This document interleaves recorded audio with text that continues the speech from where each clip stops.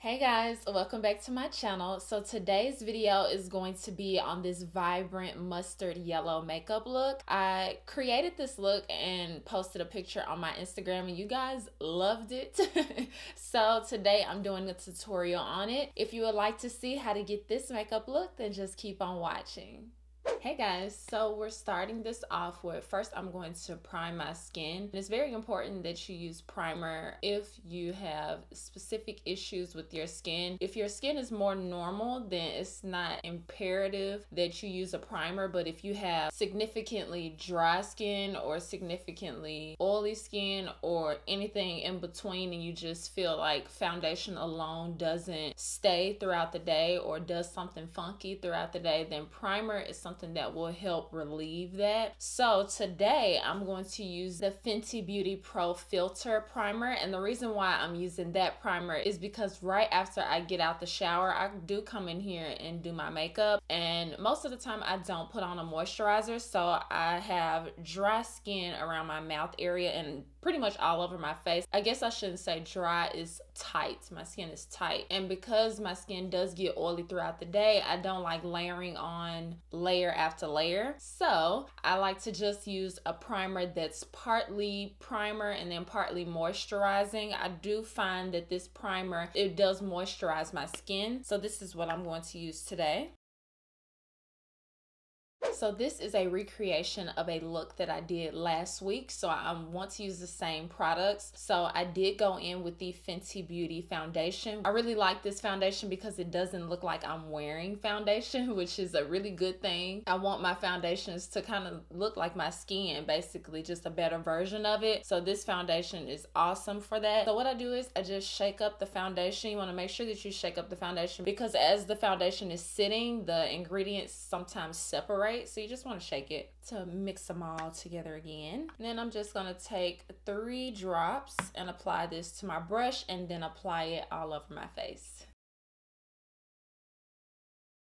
So the next step is concealer, and you want to use this if you have under eye circles or if you're doing a full face of makeup and you're looking for that full beat down basically by creating dimension with the concealer and contour powder, but we're doing that later on. But the concealer step, it adds the highlights back into your skin. So to create dimension, I go in with concealer underneath my eyes, on my chin, down my nose, and on my forehead, and this is because it balances out over the entire face. So if I just go in underneath my eyes, it wouldn't balance out in the other areas. So I apply the concealer in my T-zone. So if you remember, apply concealer in your T-zone plus underneath your eyes, then that's all you need to know. This is definitely optional. If you're not looking for that full coverage, full beats kind of makeup look, then you can just go in with your foundation and just bring it up a little higher underneath your eyes to cover your under eye area or to just make sure that your entire face is covered and even. So for this, I'm using the Tarte Shape Tape Concealer, and I really like this concealer because it's mattifying and my skin is oily, so I need a concealer that doesn't move around. Even though I am going to set it, I still want to make sure that my base underneath the powder is compatible with my skin type. So I am oily skin, so I want products that are designed to stay put. Now that we've gotten all that concealer on, we just want to go in with a concealer brush to blend out the concealer. And this is my favorite brush to blend out concealer because it gives that soft focus effect. It's called the Soft Focus Concealer Brush by Sigma. It's the F64 brush. It's just the best brush that I've found other than just a beauty sponge to blend it in. If I had to choose a brush, it would be this one. And so what I'm going to do, I'm going to do a mix of dragging, which you really shouldn't do, but it's like a soft drag. Like I'm softly dragging the brush on the edges, and this is just so I can blend it in with my foundation. Then as I get closer up here, I'm using patting motions. So once you get closer to the areas of your under eye that creases, you don't want to drag because that can create more creases. You don't want to pull on your sensitive eye area, so make sure that you're tapping instead of dragging once you get up here. And then as you get down, you can kind of do that soft soft drag motion, nothing too harsh. In this way, it's just a seamless blend between your concealer and your foundation. Next, you want to set that concealer to make sure that it doesn't move throughout the day. Now, this step is very important if you have oily skin. I originally had this thought that everyone used setting powder, but the more I run into people and they ask me questions on how to make their foundation last throughout the day, I'm telling them about setting powder and they're looking at me like, what?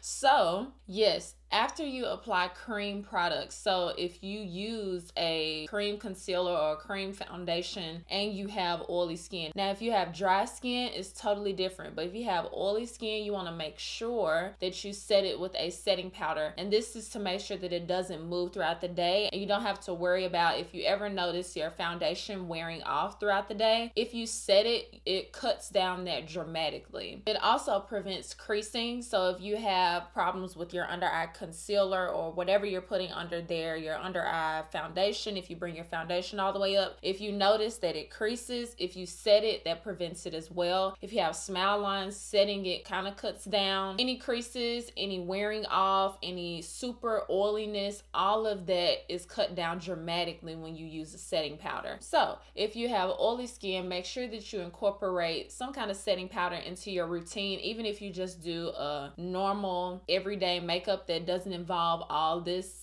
that I'm putting on the foundation and the concealer. If you just go in with foundation, I still would recommend a setting powder, or if you just go in with concealer. In fact, in my no foundation makeup routine, I did just use concealer, but I still made sure that I set it. So today I'm using the BenNye Luxury Powder to set my concealer. All of the areas that you just saw me put that cream, I'm setting it with the BenNye Banana Powder. So when setting my concealer, I am going to take my ring finger because it is the most delicate finger and you want to make sure that it's not super harsh underneath your eye area. So I'm just going to tap out those creases before I set them, and then just go in with this brush and the setting powder and just set close to my eye area, and then bring whatever's left down. And we're going to do the exact same thing over here. I'm taking my ring finger, blending out those creases, and then just tapping the setting powder there and bringing it down.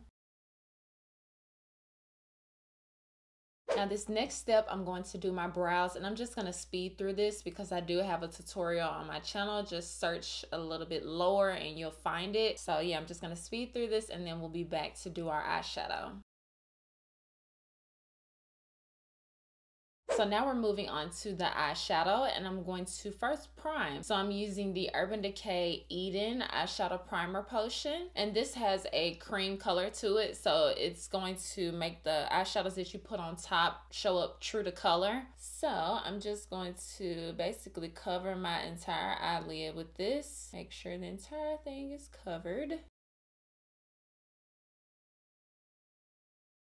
And then with the banana powder, I'm just going to set that eyeshadow base because I want to make sure that the eyeshadows on top blend smoothly. So with the Subculture palette, I'm going to take Edge right here. And then I'm just going to apply this in my upper crease area, making sure to blend the edges outwards.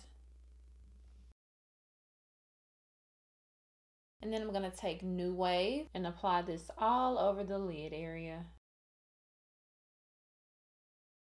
Then I'm just going to go back in with Edge and just blend those edges together. I'm going to take the shade Cube on a small pencil brush and just apply that to my inner corners and my brow bone. Okay, so while my lashes are getting tacky, I'm going to apply a little bit of MAC's mascara. This is the In Extreme Dimension Lash Mascara. I'm just going to apply it right now to my lower lashes just because I like to have my lashes on before I apply some mascara on my top lash line. And then for the lower lash line, I'm just going to use the same brush that I used to apply the lid shade. This brush. I know this seems a bit big for something like that, but when I created the look, I wanted to make sure that you could see the New Wave eyeshadow, which is the same shadow I used on my lid. So by taking a bigger brush, it takes a shorter amount of time for me to get the amount of product I wanted on my lower lash line. Then for lashes, I'm going to use the Huda Beauty Samantha lashes.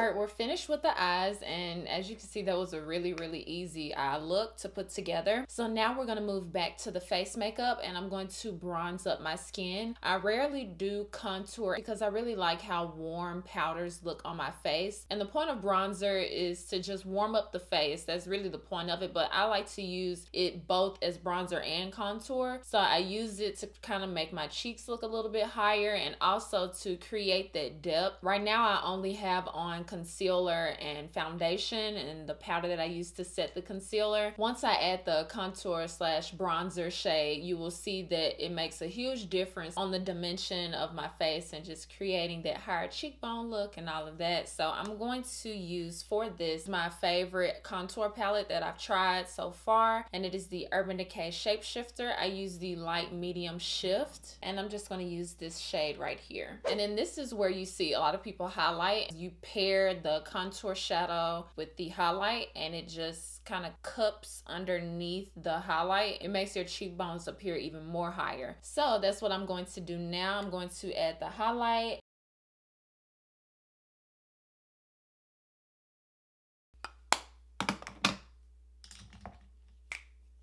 And then for my lips, I'm going to line them with MAC's Double Fudge Liptensity Lip Pencil. And for lipstick, I'm using MAC's Easy Baby Matte Lipstick. And then for lip gloss on top, I'm using the NUDE Lip Gloss, also from MAC. And then to just finish off the entire look, I'm going to spray my face with the Badescu Rose Water Facial Spray.